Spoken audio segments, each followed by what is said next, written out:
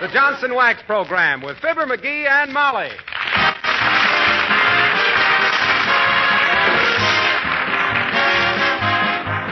The makers of Johnson's Wax for home and industry present Fibber McGee and Molly, written by Don Quinn, with music by the King's Men and Billy Mills Orchestra.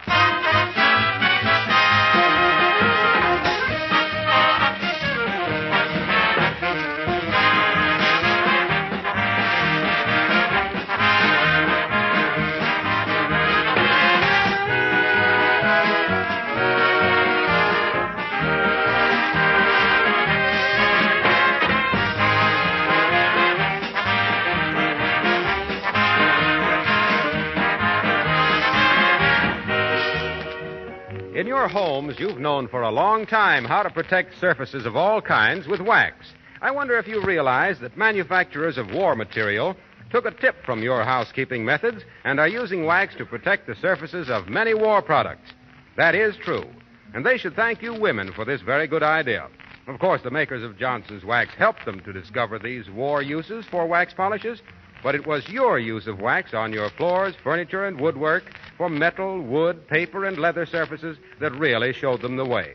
For example, a very large optical manufacturer just wrote in recently to tell how Johnson's Wax solved one important problem for them by providing smooth, polished surfaces needed in testing fire control instruments.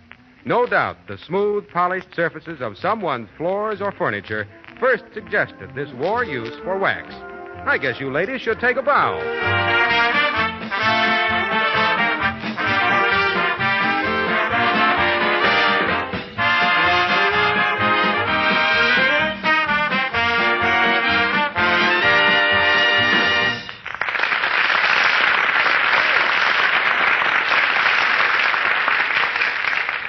When Omar Khayyam dashed off those immortal lines about how the moving finger writes, he must have seen the squire of 79 Wistful Vista poking away at the typewriter. Yes, the old firm has taken in a new member. It's now Hunt, Peck, and McGee. As we meet Fibber McGee and Molly.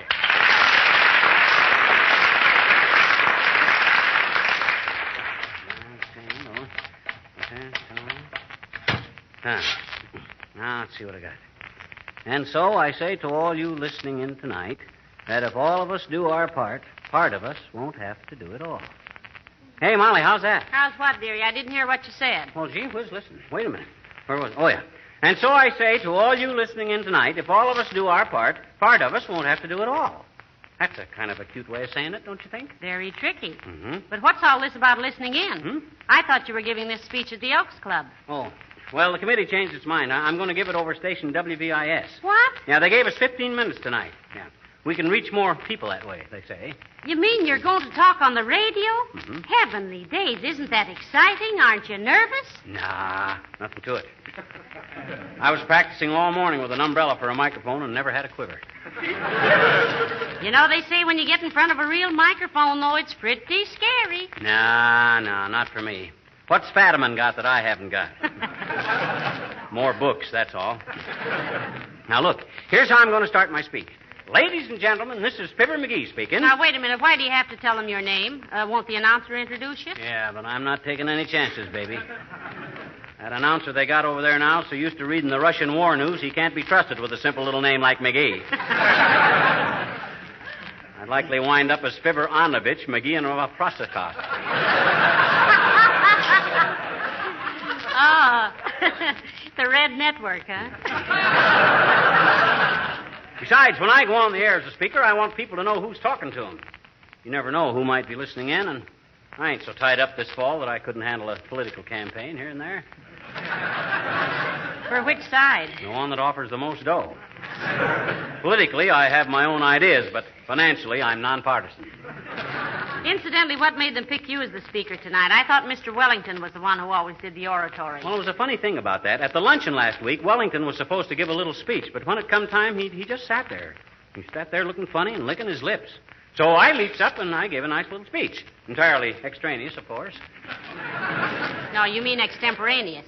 But what was wrong with Mr. Wellington? Well, it seems like somebody had poured a lot of salt in his coffee, and he couldn't even pronounce his own name for 2 hours. Well, who on earth would do a dirty trick like that to poor Mr. Wellington? Well, I guess I better finish this. Now, let me see. Where's my notes? Oh, yeah. Ladies and gentlemen, the Red Cross needs your money. All right. This campaign is to raise $200 million. Mm-hmm. The Red Cross is the greatest symbol of practicing humanity in the world today. And when you give generously to it, you are helping people all over the world. Remember that it's as easy to give $1 as it is to pass the buck. And when you... Hello, Mrs. McGee. Hello, Mr. McGee. What are you writing? A novel? No. I'm writing a speech for the Red Cross campaign, Alice. Oh. Himself here's going to be on the radio, Alice. Mm-hmm. Maybe when the Red Cross hears him talk, they may want him to go all over the country. Oh, I don't think it will be that bad, my dear. Creepers. Hey, wait a minute. What do you mean that bad? She meant that good. Oh. Imagine my very own husband talking to thousands of people on the air. I'm so thrilled. Oh, shucks. It's nothing. Roosevelt does it all the time. Hey, you coming to the radio station with me tonight, Molly, or are you going to hear it at home? Oh, I want to come with you, dearie. I'm going to sit out in the audience and clap till I split my gloves. Why don't you come with me, Alice? Oh, I'd love to, Mrs. McGee, but it's Tuesday night, and always on Tuesday nights... So, you got a date, eh? Can't let your bobby socks cool off long enough to go hear a speech for a great organization like the Red Cross, eh? Well, Do you realize, my girl, that between January and November of 1943, the Red Cross packed over 5,300,000 food parcels? Yes, but you see, Mr. McGee... I can see that you got no sense of responsibility for the war front, Alice, for the war effort. Here I am, typing my fingers to the bone, trying to do what I can, raising dough for a good cause, and what are you doing? Out dancing the Charleston. The Charleston, McGee, is as dead as the minuet. Just because you stopped dancing when the two-step went out, don't get the idea that Arthur Murray tossed in his chips. Gee, I remember my father talking about the Charleston, Mr. McGee, but I never... The name of the dance ain't important, Alice. What I'm getting at is your flimsy reasons for not attending my speech tonight. But, Mr. McGee, every Tuesday night... Has it got to be every Tuesday night? Won't he let you off one night? Who? Whoever your date is with. But it's with the Red Cross. Every Tuesday night I roll bandages for 4 hours. So can't he... Oh. Well, why didn't you tell me? Well, she was doing her best to, McGee, but you were acting like a lot of other people. Huh? You were so busy waving the flag you couldn't see what was going on. I was not waving the flag. I just thought Alice wasn't interested, that's all. So you roll bandages for the Red Cross, do you, Alice? Every Tuesday? Yes, except Thursdays. On Sunday nights, I dance with the servicemen at the canteen and help serve coffee and things. Mm-hmm. And on Saturday afternoon, I take books to hospitals. Can I help you type out your speech, Mr. McGee? Oh, no, thanks. I'm only making one carbon anyway, Alice. Oh. One copy for me and one for the sound effects man at the radio station. Sound effects? Well, what sound effects do you need just to make a speech? Oh, I ain't so dumb. I got some applause and cheers cued in at different places. Thanks for offering to help, Alice. I'm practically through typing it anyway. Well, that's why I thought you ought to know. Know what? He's got the carbon in upside down. His extra copy will be backwards on the back of his original. Huh? Well, good luck, Mr. McGee.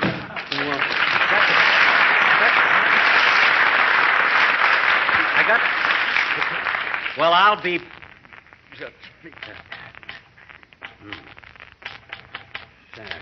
Message. I have an interesting message for you tonight. I've got one for you, too, McGee. You have? Yes, you put the carbon in backwards again. What? Well, dead red.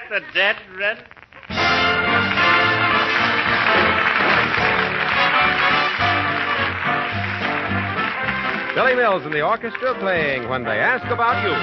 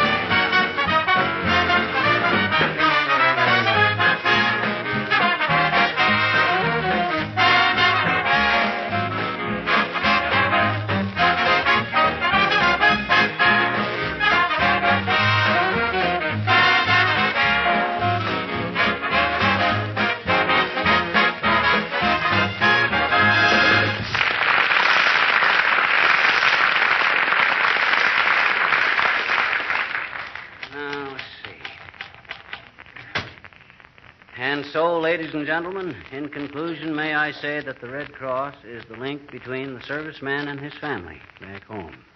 So give generously to the Red Cross in this campaign for funds so we can give every possible serviceman every possible service. I thank you. Applause, cheers, and whistles. Hey, Molly, you can whistle through your teeth, can't you? Yeah, but I only do it on special occasions, like trying to catch a waiter's attention or something. Why? Well, look, after I say I thank you, I want you to leap up and start yelling and clapping and whistling, see? Kind of start a big spontaneous demonstration.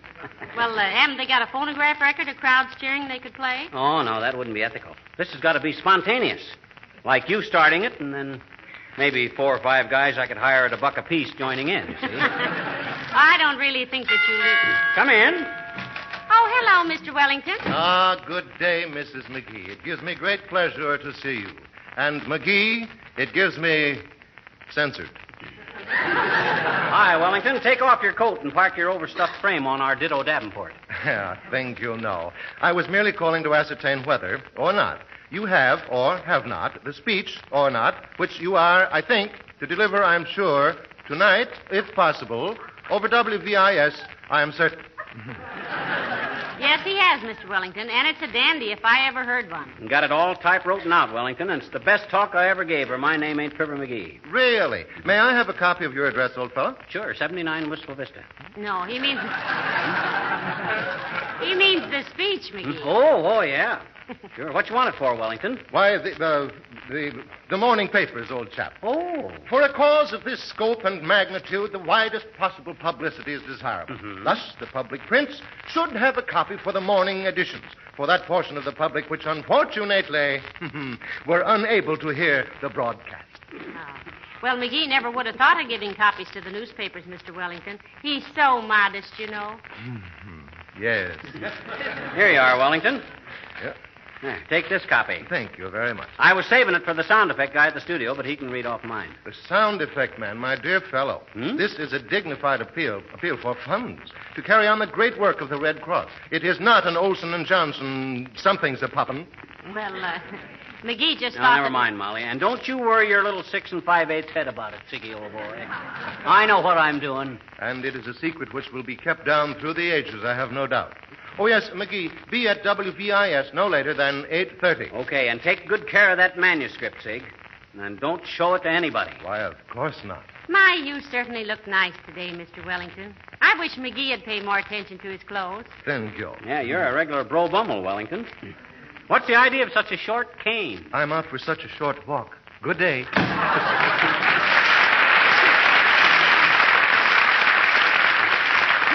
Oh, you know, I like Mr. Wellington. He's so clean cut. He would be if I could find my Boy Scout hatchet.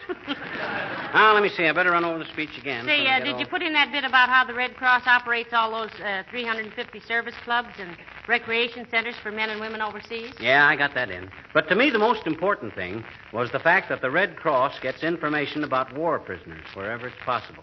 My gosh, that alone is enough to make you sit down and write them a big check. Really is.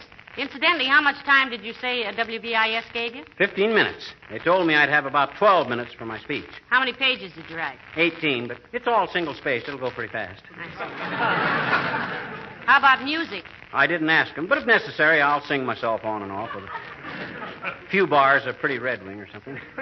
You know, I got to get showmanship into this thing. I remember one time Hello there, Mr. Wilcox. Hi, Junior. Hey, what are you doing tonight? I'm making a speech for the Red Cross campaign fund on the radio, and if you can... Yes, I know. I'm going to be at WVIS myself, so I'll see you there. What are you doing at the radio station, Junior? Oh, I do some spot announcements. Somewhat? Spot announcements.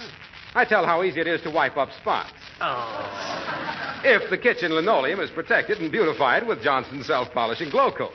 And in my spare time, I've been working out some sound effects. I've got them right here in this box, all wired up. Oh, my gosh, Junior. That's a pretty complicated-looking gadget. Yeah, how does it work? I'll show you. Look, every time I need a certain sound effect, I press a certain button, see? Mm-hmm. I want a splash, I press the splash button. See? Yeah, that's kind of hard to work into a conversation unless you're talking to a drip. Well, I use it in my glow coat announcements, like this. I say, folks, give yourself a break. Stop knocking yourself out. scrubbing your floors the old-fashioned way. Use Johnson's self-polishing glow coat and stop working like a... It'll give your tired, dull linoleum the best beauty treatment you ever saw. Try it today and give yourself time for recreation. Get your housework done so you can go out and kick the around. Remember, Johnson's self-polishing glow coat shines as it dries, requires no rubbing, no buffing. Give your dealer a today. Well, what do you think of it? Well, offhand, I'd say... Yeah, me too. Get it off your hands as quick as possible. You mean you don't like it? Well, to be subtle, no. Then I know I'm on the right track. See you tonight.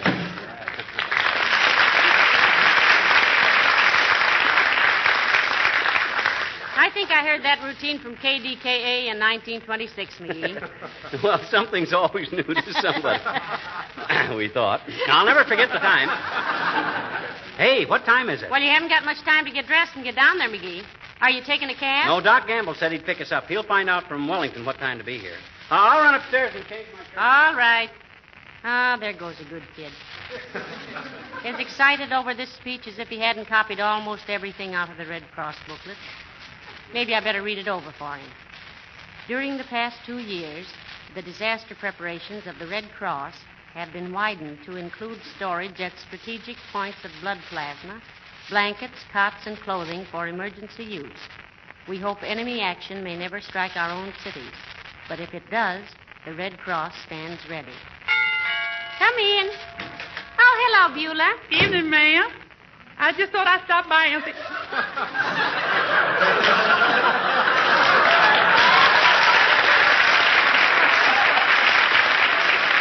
Excuse me, ma'am, but has you done something to this living room? Why, no, Beulah. Everything's the same except, well, everything's the same except that black streak on the wall there. Who do that? Well, Mr. McGee did that. He started to strike a match on the back of his pants and missed. Struck it on the wall instead. Oh. You see him do it, ma'am? No, he told me about it. Yes, ma'am. Don't you believe it? No, ma'am. Why not?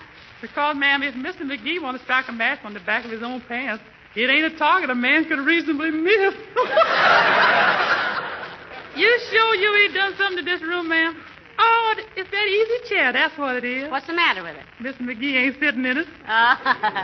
Don't look natural that way it's all. But the reason I stopped in, ma'am, is to ask you, how did the luncheon go last Friday, which I helped you prepare and dispense? Oh, very smoothly, Beulah. That salad you made was delicious. Well, that's on account I make it with terrapin vinegar, ma'am. It's tarragon. It is? Well, I'll get you another bottle then. You know, there's nothing like terrapin vinegar to make a salad. And how you like them little biscuits I made? Oh, Beulah, they were marvelous. I ate 6 of them myself. You ate 12, ma'am. Oh, well. I always think that... Hey, Molly. Yes, McGee? Where's my cufflinks? In your cuffs. Never mind, I found them. All right. What'd you say? Never mind. Oh, I thought you said all right. I did. What? I did. You did what? I said all right. Oh. What? Nothing, I just said oh. Oh.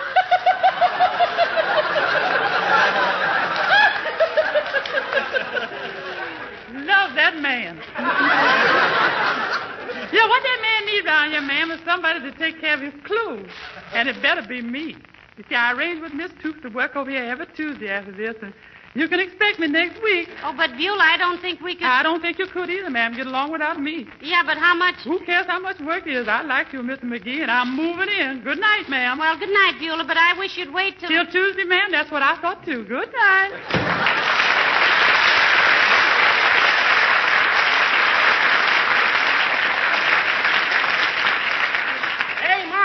Yes? Who just came in? Somebody just went out. Who? Our new housekeeper. I didn't know we had a new housekeeper. Neither did I. Huh? Never mind, you'll be late for the broadcast. Hurry.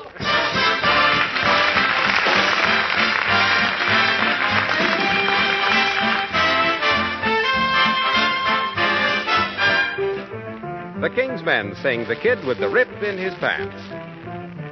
Johnny Jones was just a country lad who tore his pair of trousers that he had. Every time he climbed the apple tree, 'twas then his breeches parted company. Swinging down the country lane without a thought of romance, upon his husky little shoulder, the kid with the rip in his pants. He plays hooky twice a week. He's always taking a chance. Minnows in the brook admire to dangle on the hook of the kid with the rip in his pants. Cool in the summertime, cold in winter too.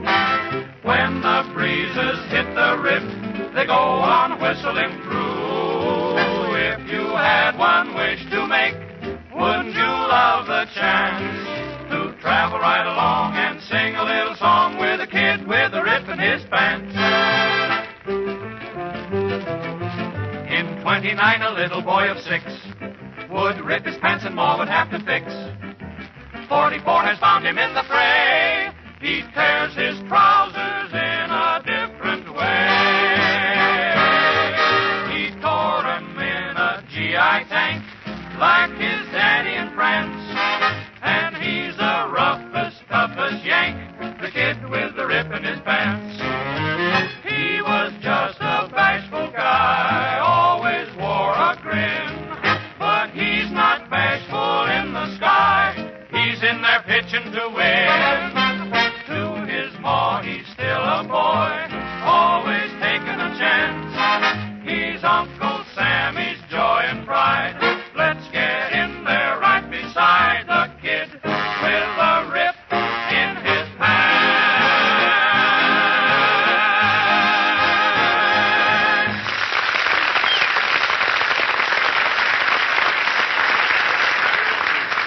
My gosh, I wish Doc could get here. I go on the air inside a half an hour. Well, at least you present a novel appearance theory. What do you mean? Well, most men start pacing the floor after the doctor gets there. Gee whiz.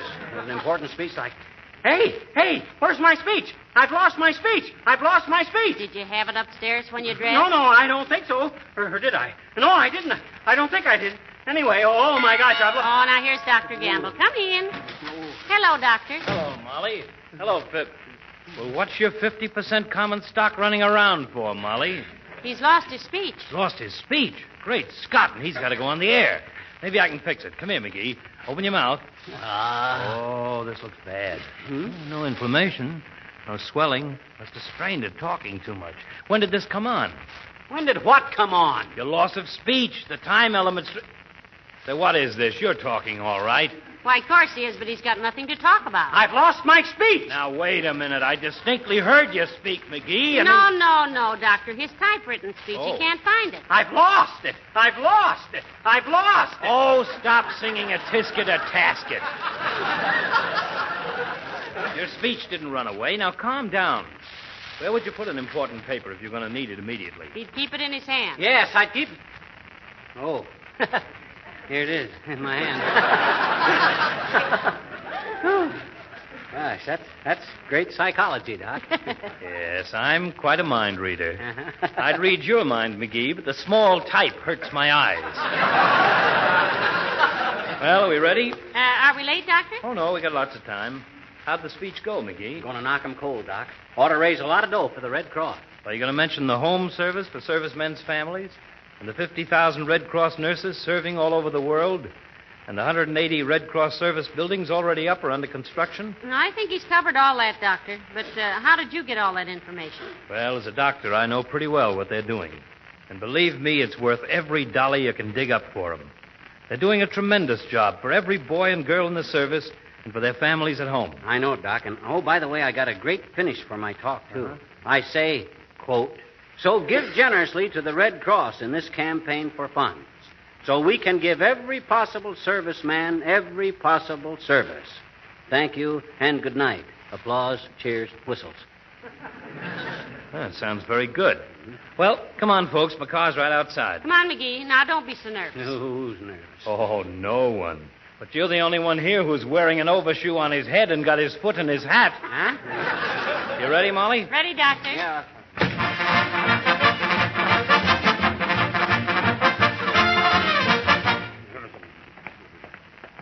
In Studio J, McGee. Right down this corridor. Okay. Ladies and gentlemen, my name is Red Cross, and I want to tell you about the Fibber... No. Ladies and gentlemen. He's starting his speech by telling the audience that he doesn't have to tell them anything about the great work the Red Cross is doing, Doctor. Splendid. Then what does he do? Then he tells the audience what a great work the Red Cross is doing. Oh. Well, my gosh, you got to give them the main points of the thing. You got to put Hold it, McGee. Now hold it. Here's Studio J. Oh, it's sworn in. What are we waiting for? Look at the sign, dear. It says on the air. Keep out. Just finishing the program that precedes you, Oh, McGee. I see. Now come on in here and we'll listen to it. Okay. And so, ladies and gentlemen, in conclusion, may I say that the Red Cross is the link between the serviceman and his family back home. Why, that's Mr. Wellington. Hey, he's giving my speech. How do you know it's your speech? Listen. So give generously to the Red Cross in this campaign for funds, so we can give every possible serviceman every possible service. I thank you. Good night. Applause, cheers, and whistle. What is this? Oh, dear. So that's why he told me what time to bring you over here, is That it? dirty double-crosser. Dirty double-crosser. He said he wanted a copy of my speech for the newspapers. For the newspaper. I'll kill him. No, don't kill him. I'll beat the Junior.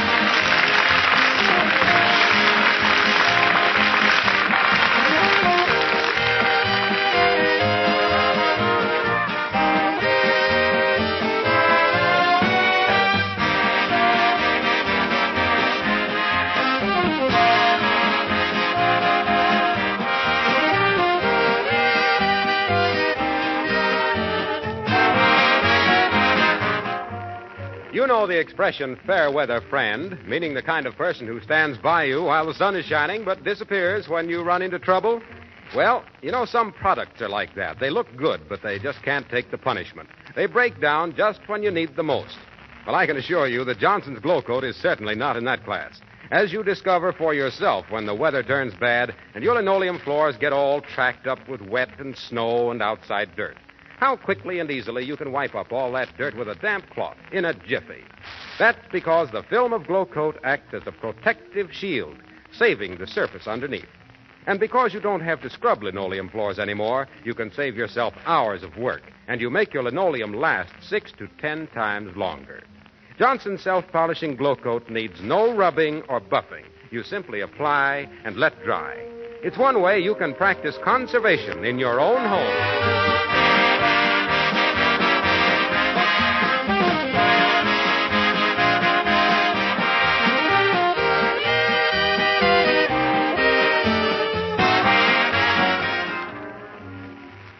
Ladies and gentlemen, the goal of the 1944 Red Cross War Fund is $200 million. It's important that they get it.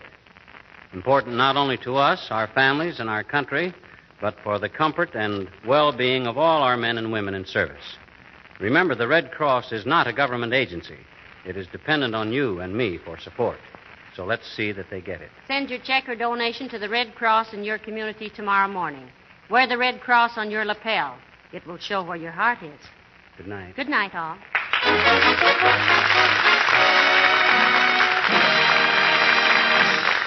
The character of Mr. Wellington heard on this program was played by Ransom Sherman. This is Harlow Wilcox speaking for the makers of Johnson's Wax for Home and Industry, inviting you to be with us again next Tuesday night. Good night. This is the National Broadcasting Company.